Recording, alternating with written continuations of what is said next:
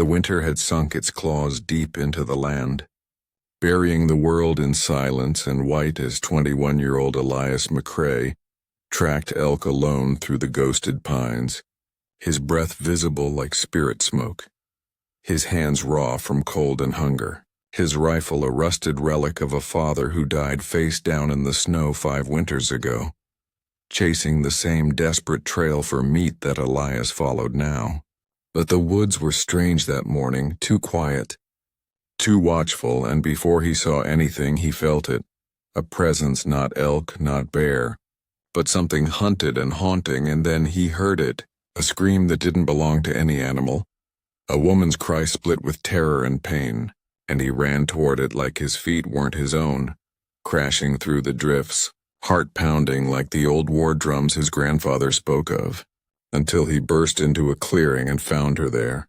A Navajo woman, mid-20s, blood soaking her skirt, 3 wolves encircling her, lean and feral, hunger in their eyes, and without thinking he lifted his rifle, aimed, and fired, the echo ripping through the valley as one wolf dropped and the others vanished like mist, and then all that was left was snow and silence and her, lying motionless with crimson pooling under her, breath shallow but present.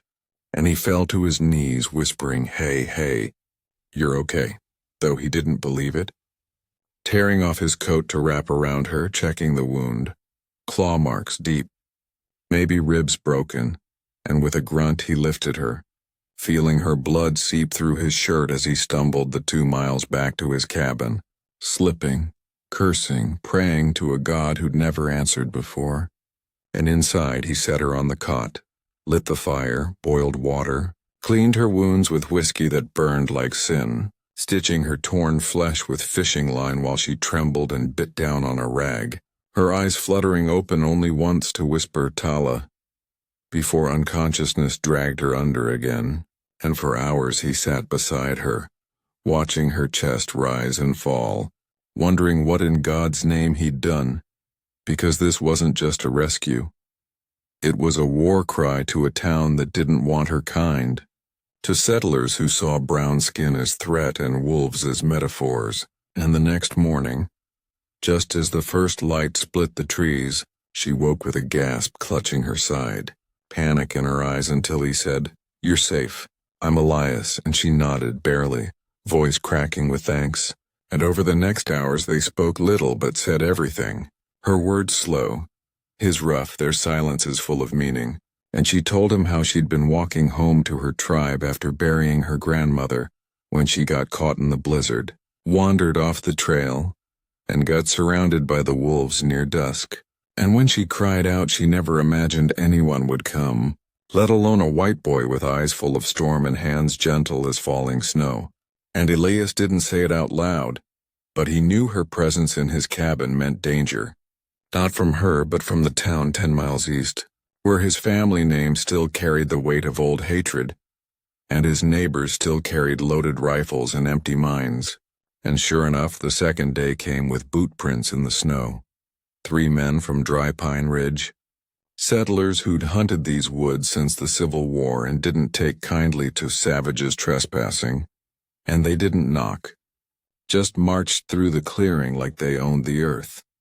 Guns slung and smirks sharper than knives, and when Elias stepped onto the porch, shotgun in hand, they spat tobacco and said, "Heard you got a pet inside?"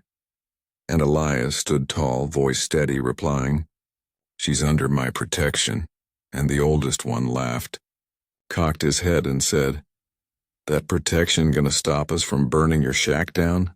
And for a moment the air was so tense the snowflakes stopped falling. And then Elias said something that surprised even him. "Try it. But you'll burn first." And the men exchanged looks, not expecting defiance from the loner kid with nothing to lose, and left with threats instead of bullets. But Elias knew they'd be back. And that night he taught Tala how to use the rifle, her hands trembling but her aim steady.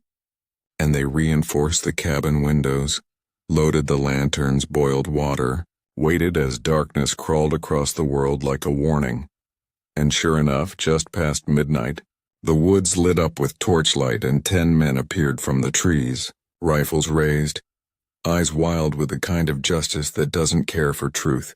And Elias stood at the window, Tala behind him.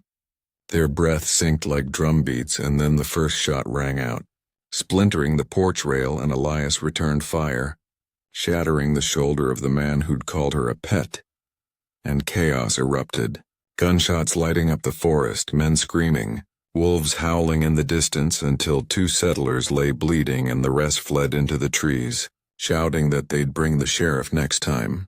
And Elias collapsed against the door, heart hammering, while Tala pressed her hand to his arm, her face unreadable, and whispered, "Why would you do this for me?" And he answered without pause, "Because someone should have done it for my mother." And she understood then more than words could say.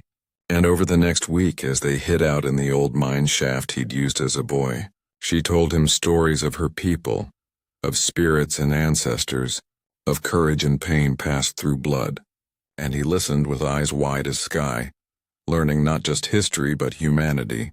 And she learned too, how kindness can grow in broken soil, how love can bloom where bullets once sang. And when they returned to the cabin, the sheriff was waiting, but not with cuffs, only silence, because word had spread that Elias shot to protect a woman, not provoke war. And in a twist no one expected, a few settlers stepped forward to say they'd seen the wolves too, heard the screams, knew Tala hadn't trespassed, she'd survived. And survival isn't a crime. And though prejudice doesn't die overnight, a crack had formed, and through it, change crept like spring beneath snow. And months passed, and Elias and Tala rebuilt, not just the cabin but a life, planting roots in a world that had tried to tear them out. And when her brother came riding through the trees with a hunting party, expecting to find her bones, he found instead a woman standing tall, healed, whole, and with a partner who held her hand not to claim her but to honor her.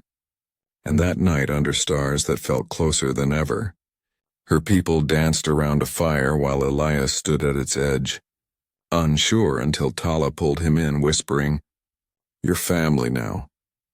And in the years that followed, they carved out a home between 2 worlds, teaching children to shoot and to sing, to fight and to forgive. And the wolves still howled in winter, but now it sounded like song,